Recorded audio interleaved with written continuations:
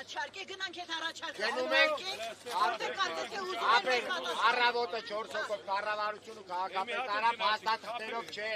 Խապել մեկ էլի գործը։ Միանշանակ։ Հիմա Այդ բանը դուրա, դրանով մասնավոր մի անգամ խափի, երկրորդը խափել։ Եթե երկրորդը խափել, Իջև ժամը 6-ից մնում մի րոպե, ժողովուրդ, դեռ լսեք էլի։ Նապոլը մոտոշի տալեն ավտոյի մեջ է ախր։ ասա թող բերեն սկսել։ Լավ, Ձեն դու բերեն ասա ուժը մարդիկ լսեն։ Գնել ջան, հիմա գնելի հացին ես պատասխանեմ, մի ժամանակ լավ լսում էր, ինձ հիմա չի ուզում լսել գնելը ինձ։ Հիմա ասեմ բոլորին, բայց ես ավելի եմ մեծացել, պիտի ընդունեք։ Հիմա ասեմ,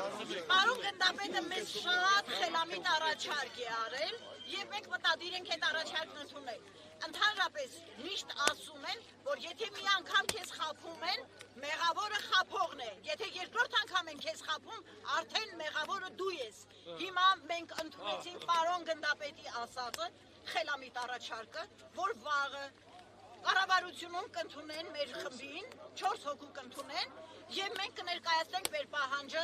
եւ կհիմնավորենք եւ GPS քարտեզով եւ ամեն կերպ կփորձենք իրենց համոզել, որ ճիշտ է Երևանին են սպասարկելու, թող ավտոբուսը հասնի այստեղ։ Եթե վաղը մեր առաջարկը չեն ընդունի, դե միշտ կհավաքենք, ավելի շատով կհավաքվենք։ Դու դպրոցի աշակերտներն էլ դպրոց չեն գնա։ Երևան գնացողները, այս ճանապարհին աշխատողները, հուսով եմ մեզ կմիանան նաև Երևան քաղաքի բնակիչները, ում համար կարևոր է այս երթուղին, քասախցիների մասին չեմ խոսում, այնպես որ մենք հնարավորություն ունենք։ Եվ ինչպես պարոն գնդապետը մեզ առաջարկեց, ես հիմա հուսով եմ շատերը, չասեմ բոլորն ինձ ճանաչում են, ճիշտ եմ համարում, որ մենք գնանք հիմա մշակույթի տուն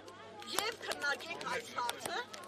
իսկ բողոքելը ճանապարհ փակելը միշտ էլ կա ու կա։ Այսօր եկել եք Անդրեվին կանգնել եք, վաղը տակ եղանակին ավելի շատ եք կհավաքել։ Ինչի՞ մասին է